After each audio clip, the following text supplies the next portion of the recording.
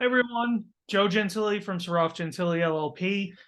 Today I want to go through a type of delay that's pretty common, and that's naturalization delays, particularly naturalization delays that happen after an interview.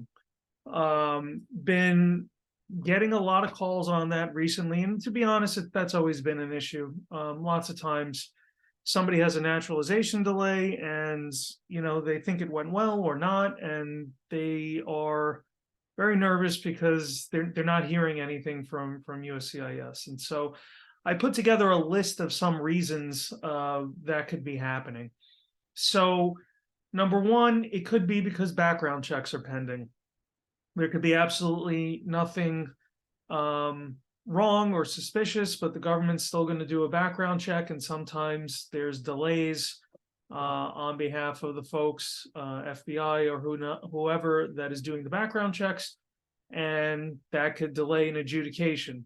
On a related issue, sometimes there's safety concerns that they have.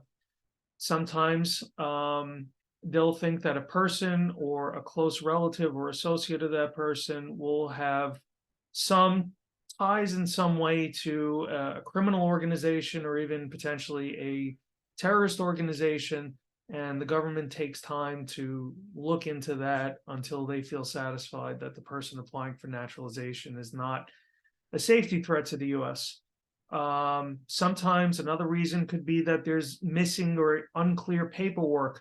You may have filed a date of marriage, for instance, as one date on one document and another date on another document. Maybe in one document you put the date you had your marriage ceremony, and on the other document you had the date that the marriage certificate was approved, and that could cause a little confusion and can slow things down a bit. Sometimes you get an officer that is relatively new and they want to have their work double checked by somebody more senior than them, so you're going through effectively two reviews instead of one. That could slow things down. Sometimes there's mistakes in the application, or there's a document that hasn't been submitted. Again, that could slow things down. There could be just too many applicants for whatever reason at this particular time. More people than expected are applying, and they just don't. It's just going to take them more time to go through them because there's just more than they anticipated. And the flip side of that is sometimes, and sometimes both can happen, there's just not enough staff. USCIS, particularly since COVID, has been having some staffing issues. That's really well documented and well reported. So even with a normal flow of documents, they just have less people to process things. So that is slowing things down. There could be changes in the rules or policies that happen after you have your interview or around that time, and it just takes USCIS a little bit of time to adjust to new rules or policies. Your case could be particularly complicated. There's some gray area that you happen to fall into as to whether you're approvable or not. That obviously can slow things down. And then also, the final factor is just this sheer incompetence sometimes on the government side. Sometimes they just make mistakes. They lose a file.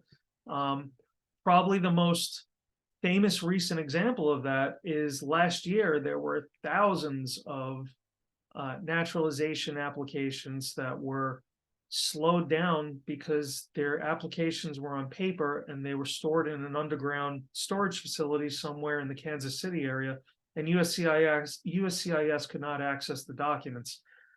So that obviously just caused massive delays for people, but that was just sheer incompetence on the government side. So there is good news, though. The good news is that these delays are solvable.